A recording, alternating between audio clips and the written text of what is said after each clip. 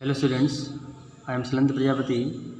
I am going to start class 8 social science chapter first from history.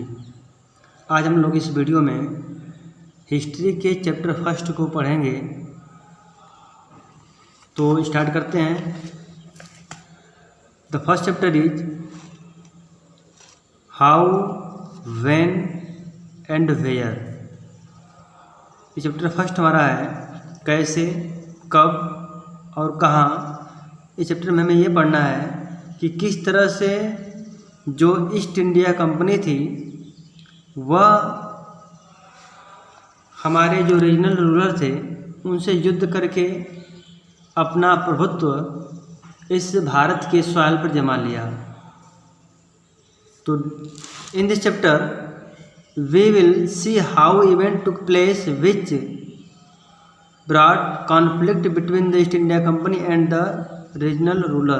देखिए इस chapter में हम लोग देखेंगे उस घटना के बारे में पढ़ेंगे जिससे कि जो विवाद ईस्ट इंडिया कंपनी और जो यहाँ के रीजनल रूलर से हो रहा था और इसका result conflict eventually led to the company gaining a foothold in the Indian soil. इसका जो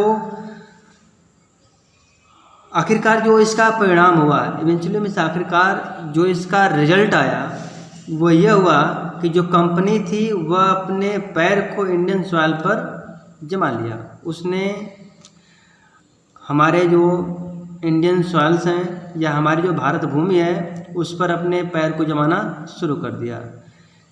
This is in turn led to the establishment of the British Empire in India।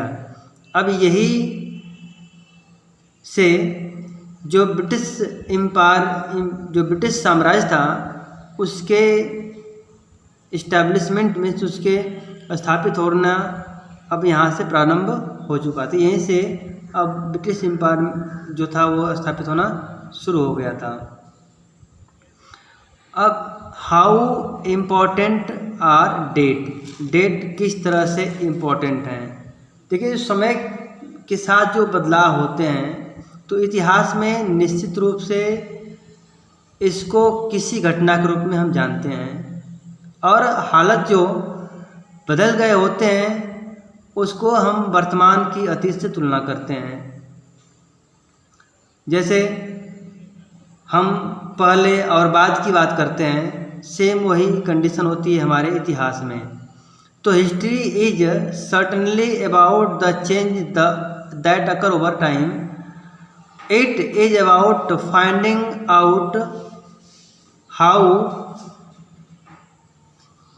Things were in the past and how things have change. ये जो समय के साथ होने वाले बदलावों के बारे में इतिहास निश्चित रूप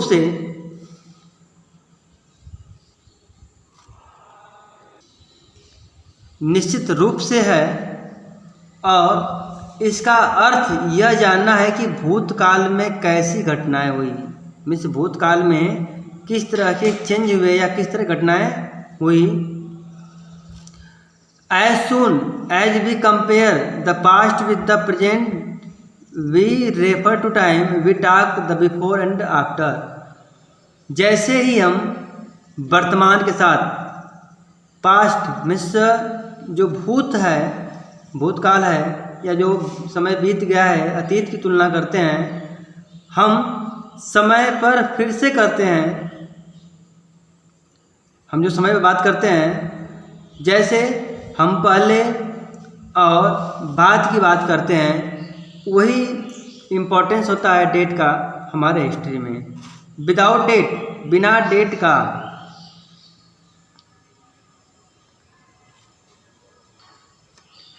बिना तिथियों के कालाक्रम के क्रम से घटनाक्रम बनाना या घटनाक्रम करना कठिन होता है। हम इतिहास का अध्ययन करते समय घटनाओं की एक श्रृंखला के बारे में स्पष्टीकरण चाहते हैं और पूछते हैं कि यह विशेष घटना क्यों घटी और पिछली घटनाओं ने दुनिया को कैसे आकार दिया। देखिए without that it is difficult to construct or sequence event in the right chronological order means बिना तिथियों के, बिना डेट के हम घटनाक्रम को एक सीक्वेंस में, एक ऑर्डर में नहीं कर पाएंगे। जबकि while studying history we see explanation for a series of event asking why the particular event took place and how past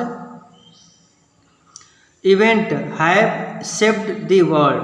देखिए हमने बताया कि हम इतिहास का अध्ययन करते समय, जब हम लोग इतिहास का अध्ययन करते हैं तो उस समय की घटनाओं को एक श्रृंखला के बारे में स्पष्टीकरण चाहते हैं, मीन्स एक श्रृंखलागत स्पष्टीकरण चाहते हैं और पूछते हैं कि जो पार्टिकुलर इवेंट हुआ है वह क्यों घटा और पिछली घटना से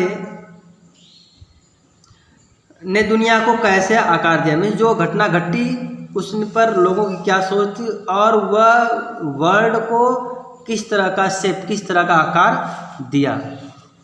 however when something happen as a process over a certain period of time rather than a particular point of time, it is difficult to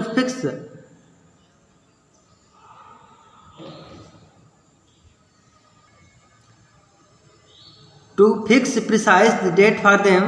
We cannot fix one single date. When the British rule was established, the national movement started. देखिए बता रहा है कि परंतु जब किसी विशेष की अपेक्षा किसी निश्चित समयावधि में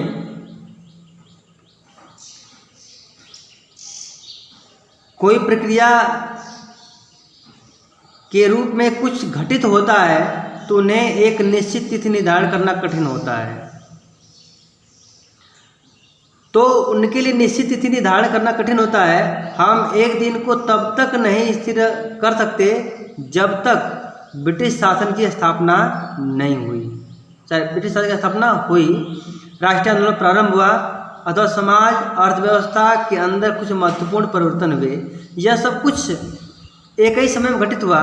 हम काल की एक ऐसी अवधि या कालावधि का उल्लेख कर सकते हैं जिस पर विशेष परिवर्तन दिखाई देने लगे। Become particular change become visible means जिस पर कि विशेष परिवर्तन दिखाई देने लगे। Why then do we continue to associate history with the string of date.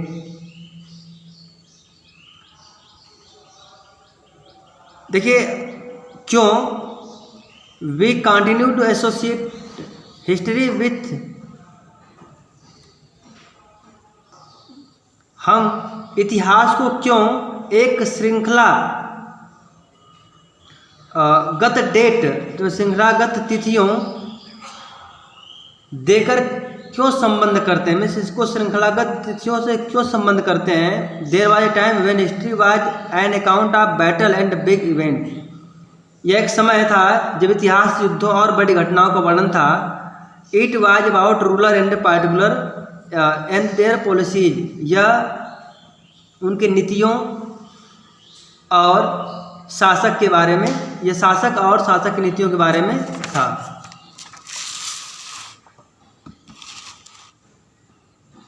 ठीक है, historian wrote about a king, जो हिस्टोरियन होता है वो एक राजा के बारे में, जब वो शासक बनता है, जब उसकी शादी होती है, जब उसके पास बच्चे होते हैं और जब वो कोई एक पार्टिकुलर युद्ध लड़ता है, वो कब मरता है, उसके बाद अगला रूलर कौन बनता है।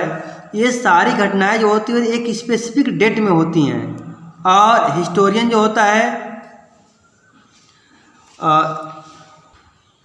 इस तरह घटनाओं के लिए एक विशेष तारीखों का निर्धारण किया जा सकता है और इस तारीख के इतिहास में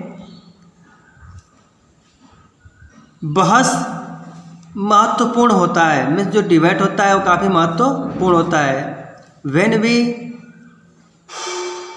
right history or story we divide into chapter. अब देखिए जब हम हिस्ट्री लिखते हैं, जो या कोई स्टोरी लिखते हैं, तो उसको कई चैप्टर में डिवाइड करते हैं। Why do we do this, क्यों करते हैं। It is give each chapter some